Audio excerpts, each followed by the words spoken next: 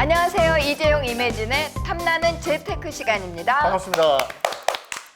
네, 오늘 초대 손님은 누구보다도 개인 투자자들을 위해서 투자 노하우를 아낌없이 전해주면서 개미들의 사랑을 듬뿍 받고 있는 금융 전문가입니다. SK증권의 이효석 자산전략팀장을 이 자리에 모셨습니다. 어서 오세요. 어서 오세요. 네, 안녕하세요. 네.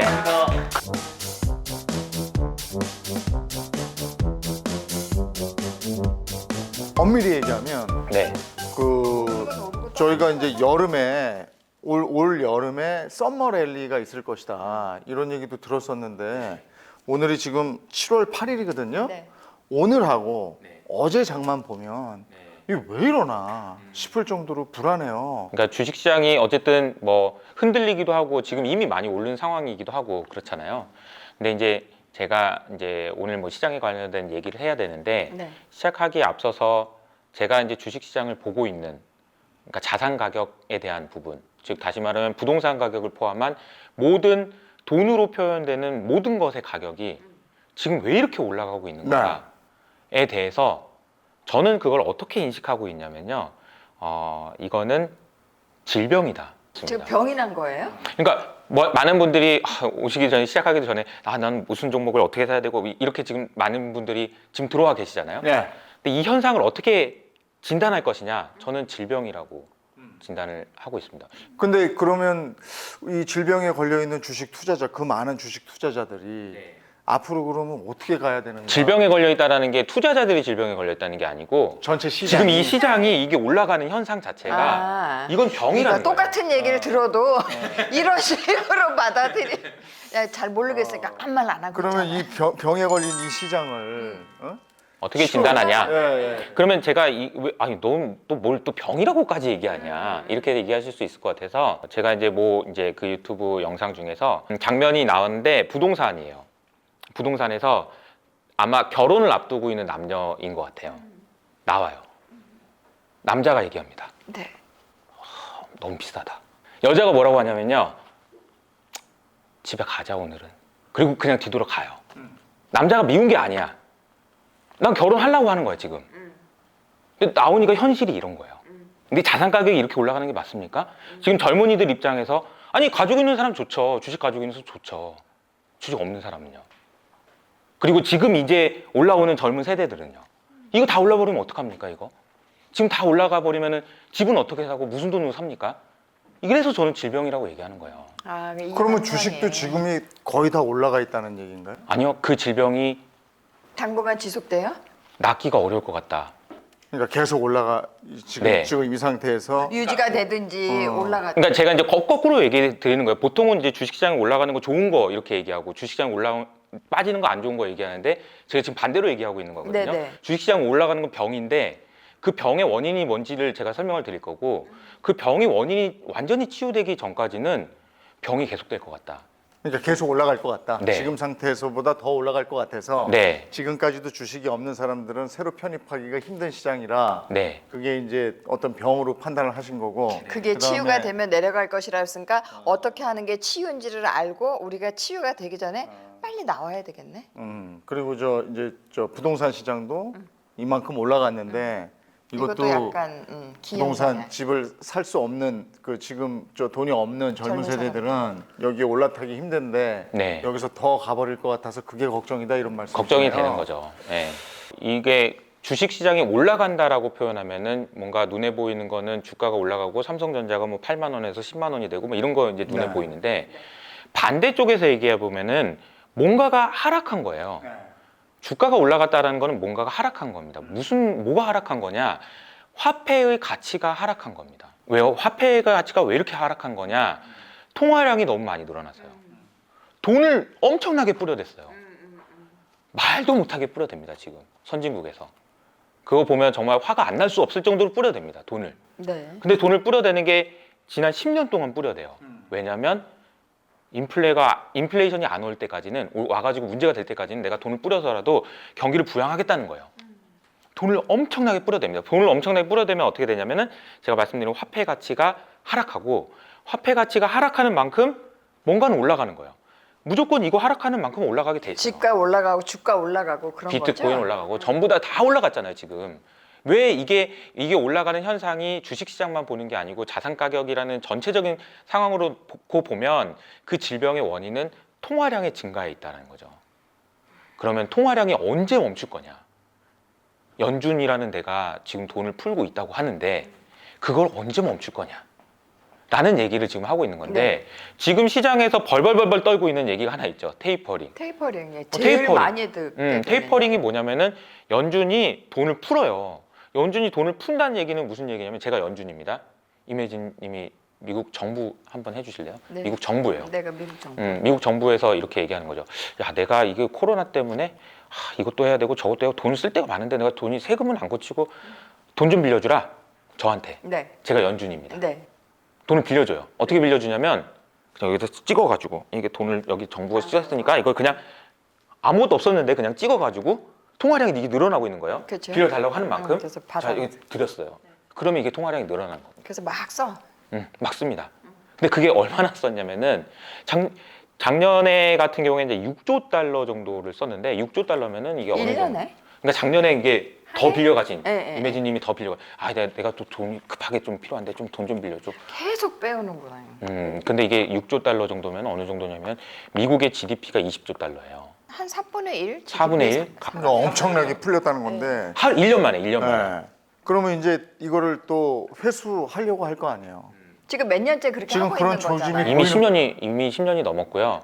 자, 그러면 제가 이제 이매진님이 처음에 이제 매년 이제 예를 들어서 1조 달러씩 빌린다라고 얘기를 해볼게요. 네. 1조 달러씩 빌려주세요. 그러면 그래요? 그럼 제가 1조 달러씩 빌려줍니다. 내년이 됐는데 또 내년 되면 만기 됐으니까 돈 갚으셔야죠. 그랬더니 에이 뭘 갚어? 2조만 더 줘봐. 1조 더 빌려줘. 지금 나 돈 없어. 1조 더 빌려줘요. 그런데 또 빌려달래 매년. 그거 너무 심한 거 아니에요, 이매진님? 이거 아무리 좀 그래도 얼굴도 예쁘시고 하지만 그래도 돈을 이렇게 매년 똑같이 계속 빌려달라고 하면 이거 됩니까? 어느 날 좀 걷어들여? 걷어들이는 게 아니고 그러면 1조는 아니고 그러면 0.5조만 빌려줄게요. 예? 0.5조. 절반만. 절반만. 이게 테이퍼링이에요. 그러니까 안 빌려주고 돈 내놓으세요 이게 아니고요. 돈을 줄이는구나. 내가 줄이는 거예요. 돈을 빌려주는 양을 줄이는 거다. 그러니까 통화량이 제가 아까 여기 통화량이 막 늘어나는 것 때문에 화폐 가치가 하락해서 자산 가격이 올라간다고 했잖아요. 이게 줄어드는 게 아니고 이게 줄어드는 게 아니고 늘어나요. 늘어나는 속도가 줄어드는 거예요. 회수해 가는 게 아니고. 아예 회수해 가면은 회수가 아니고 줄이는 거고. 아예 회수를 하면은 못 갚어.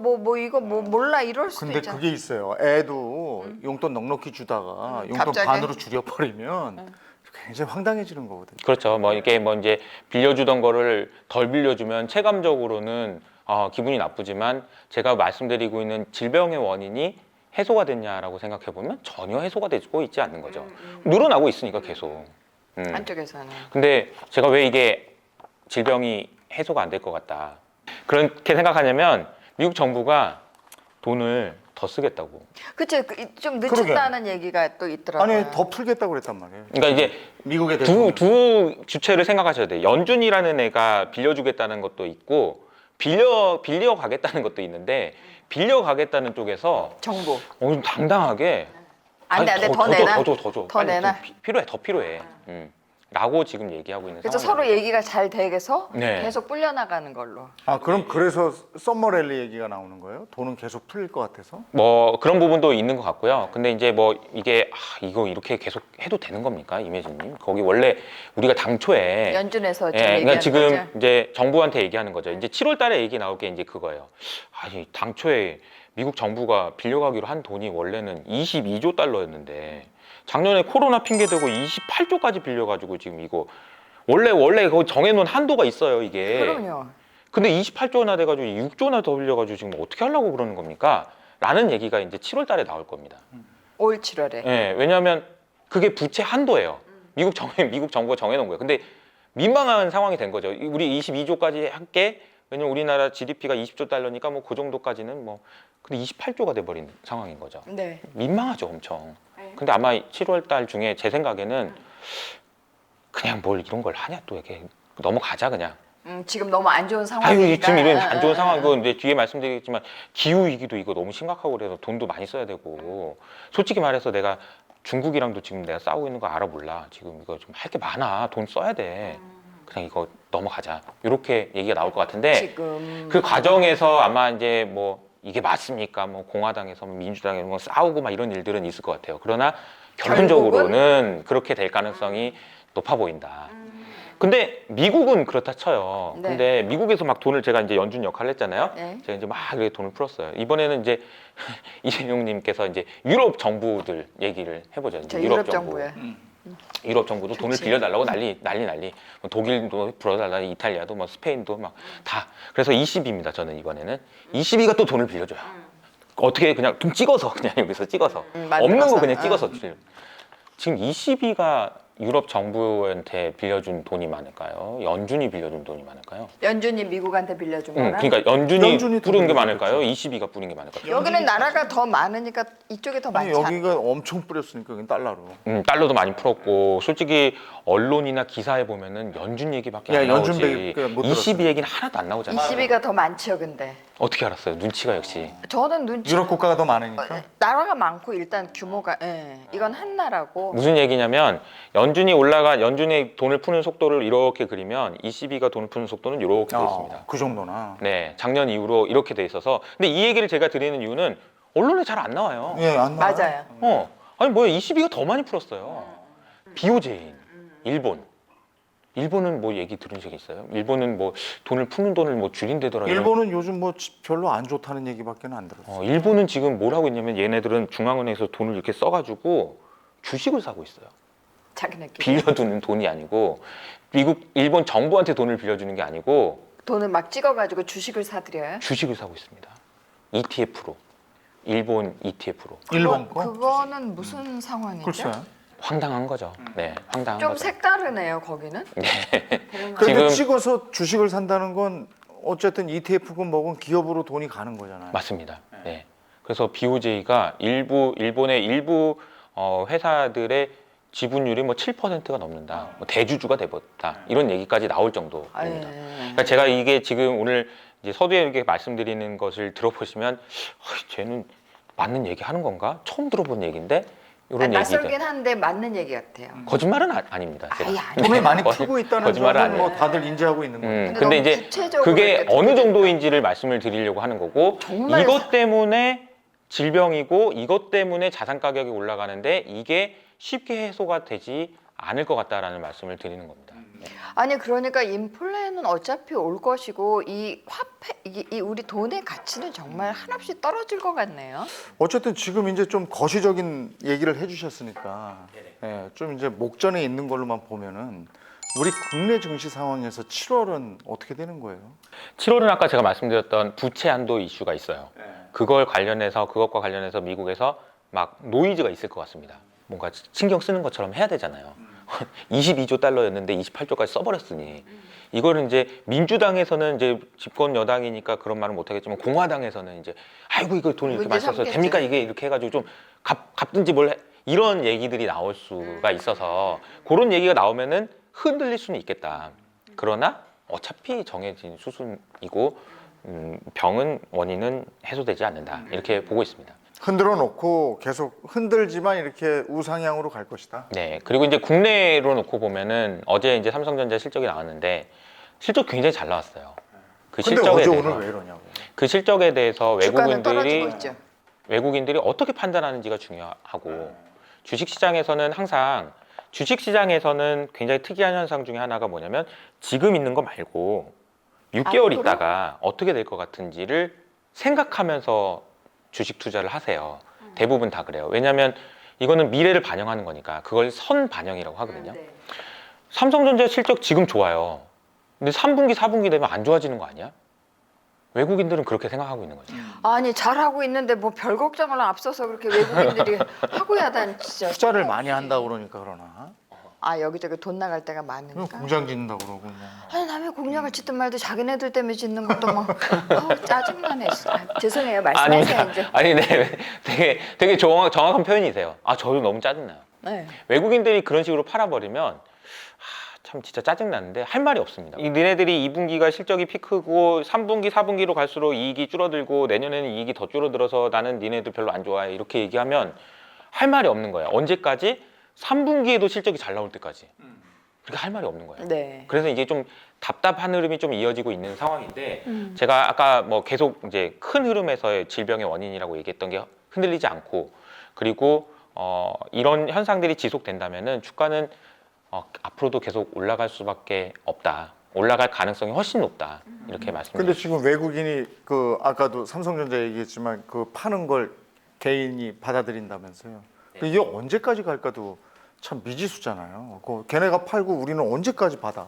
그렇죠. 그게 이제 참 돈이 한계가 있을 텐데. 예상하기가 좀 어려운 상황이긴 한데 개인 투자자들한테 뭐 더 사달라고 뭐 서서 할 거다 이렇게 얘기하는 것도 우스운 얘기고 근데 외국인들이 결국은 이제 돌아와야 될 것 같아요. 돌아올 수 있는 타이밍은 제가 보기에는 내가 잘못 생각했구나. 얘네들을 내가 좀 그렇지. 너무 우습게 봤네. 네. 이런 상황이 되면 우리가 실적을 계속 잘 내서 음. 그냥 비싼 돈 갖고 다시 사러 들어오게 만드는 수밖에 없어요. 그러니까요.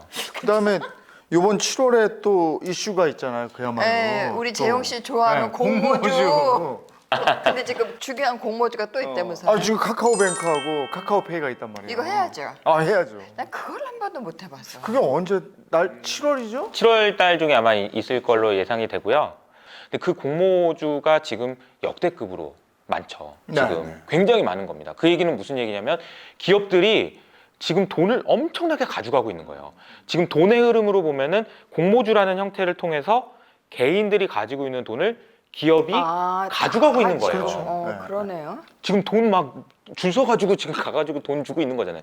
돈을 주고 있는 거예요. 실제로 돈이 여기서 여기로 가고 있는 거예요. 주식시장으로. 네. 그런 흐름이라는 게 좀 중요하다는 거를 좀 먼저 말씀드리고 카카오페이, 카카오뱅크 얘네들이 주가가 공모가 돼가지고 주가가 상장된 이후로 주가가 얼마나 되느냐 이거는 예상하기 굉장히 어렵죠. 왜냐하면 처음에 얼마에 파느냐가 되게 중요하거든요. 네네. 근데 공모가? 공모가가 얼마로 결정되느냐에 따라서 이게 주가가 업사이드가 얼마나 되고 이런 얘기들이 있고 보통은 보면은 이제 제가 뭐 이호석 아카데미라는 회사를 얘기를 들어서 이매진님하고 이재용님한테 팔기 전에 어떤 A라는 사람한테 팔았어요. 근데 이 사람은 아주 초반부터 사가지고 뭐 예를 들어서 뭐 싼값에? 1억에 샀는데 이게 뭐 100억에 상장이 된다 그러면 100배나 올랐네 그러면서 이 사람은 파고 싶을 거 아니에요. 근데 그런 사람들이 많이 있을 거라는 거죠. 카카오페이나 카카오뱅크에서도. 그래서 그런 분들이 팔는 수급이 나오면은 또 주가가 빠지기도 하고 그 사람들은 그러니까 일정 기간 동안 못 팔게 하잖아요. 보호예수라는 기능을 통해서 못 팔게 막아놓은 것도 있고 팔게 해놓은 것도 있고 뭐 여러 가지 복잡한 과정들이 좀 있습니다. 잠깐만, 그거 가지고 있는 사람들이 누구예요? 아니 그 전에 액면가에 받은 사람은 그 관계자들이죠. 카카오뱅크의 관계자들. 네. 그리고 장외 거래 같은 것도 있더라고요. 그래요? 그때 이렇게 사고 팔고 한 사람들이 있어요. 근데 어쨌든 카카오뱅크는 7월 26일, 27일 이틀이고 카카오페이는 8월 4일 오후. 아주 잘 알아, 잘 알아. 그러면 카카오뱅크하고 카카오페이는 상장되면은 소위 얘기하는 그 공모주 하는 사람들이 얘기하는 따상, 네?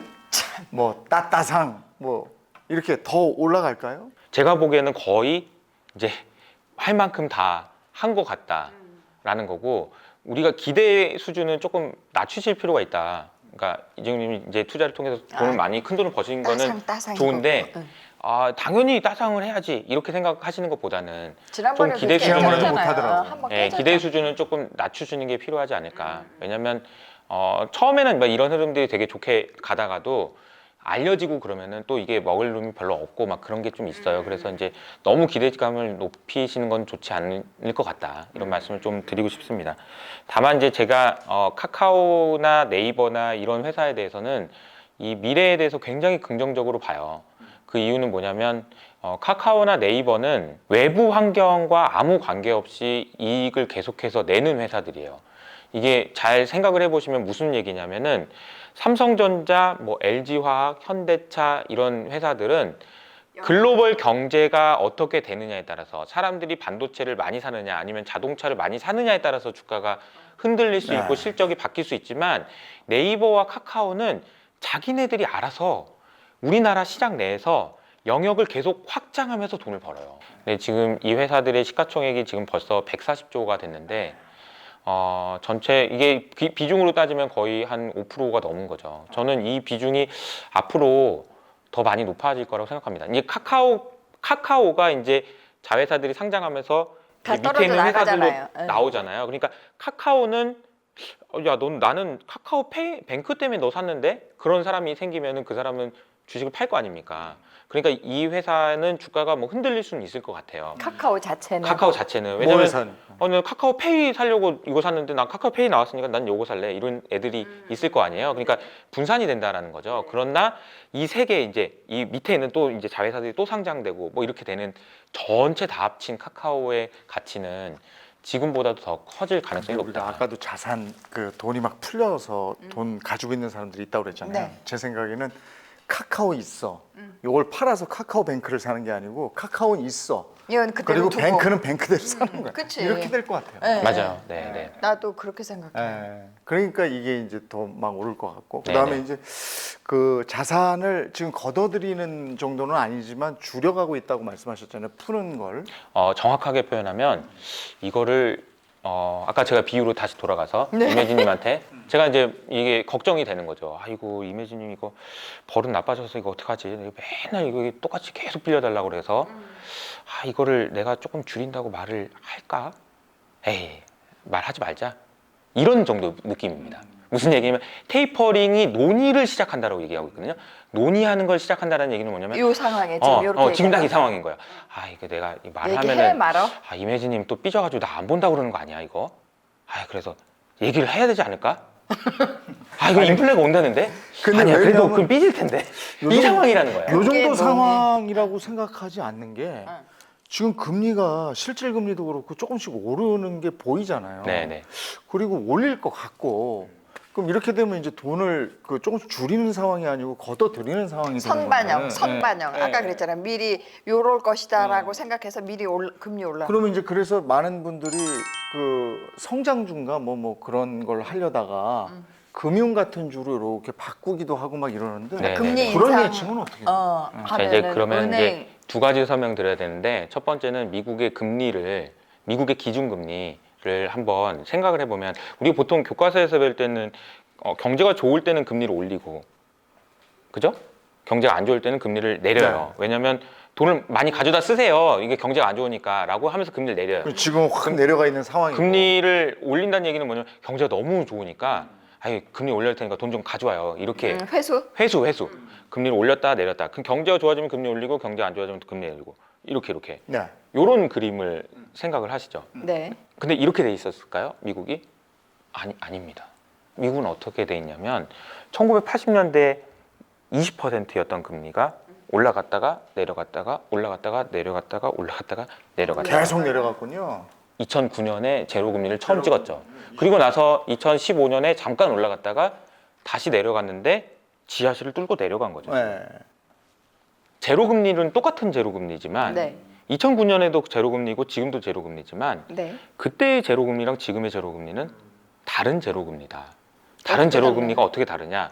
2009년에는 사람들이 어떻게 생각했냐면 금리가 제로 금리가 어딨어? 올라가는 게 금리지. 그러니까 다음 달부터 올라가겠지. 설마 이게 잠깐 있는 거겠지라고 생각하는 금리였다면 지금의 제로 금리는 어떻게 돼 있냐면은 2023년이나 돼야 금리를 올릴까 말까 정도. 그럼 지금 이 금리는 제가 아까 말씀드린 여기가 제로 금리예요. 제로 금리 찍었어요. 잠깐 올라왔다가 여기 나와 있는 거예요. 그래서 좀 여기서 지금 올라오고 있는 과정입니다. 근데 올라도 그러니까 별 큰 탈은 없다. 아니요, 올라오고 있는 과정인데 눈에 보이진 않는 거죠. 요게 너무 이렇게 올라와서 수면 밑에 가라앉아 제로금리 있겠다. 진짜 제로금리까지 올라오는 과정이 뭐냐면은 2009년 당시의 제로금리, 즉 다시 말하면 이제 금리는 올라가는 거구나, 다음 달이라도 올릴 수 있겠구나 라는 생각이 될 때가 이제 수면 위로 올라오는 거예요. 근데 그때가 언제냐면은 2023년이요. 근데 왜 벌써부터 그렇게 겁내해요? 선반영. 근데 미국이 그런 얘기를 하니까 우리나라는 네. 여기서 이제 되게 두 번째 포인트인데 미국은 아직도 멀었어요. 미국은 여기서 이렇게 올라오면 한참 남았어요. 한참. 근데 이게 올라오는 걸 보면서 아이고 무서워서 어떡하나. 신흥국, 브라질, 터키부터 시작해서 우리나라도 금리를 지금 올려놔야 되겠다. 안 그러면은 미국 애들 이렇게 하면은 우리 지금 금리 안 올리면 큰일 나니까 미리 좀 올려놓자. 라는 얘기를 하면서 우리나라는 지금 하반기 때 금리를 2번 올릴 겁니다. 올릴 거라고 지금 반영이 돼 있어요. 네. 자, 그러면 그 얘기는 금리에 대한 얘기까지 지금 왔잖아요. 그 얘기는 여기까지 하고 다음 시간이 또 있는 거니까. 아 참 정말 자, 요게- 참 중요한 얘기 아니에요. 그러니까 드라마도 그렇잖아. 여기서 딱 끝내야 돼. 궁금하게 네, 다시 그래서 보고 싶게. 요 금리와 연동해서 주식시장이 아, 어떻게 될지 요 얘기는 다음 시간에 다시 나누도록 하겠습니다. 네 오늘 함께해 주신 여러분 감사합니다.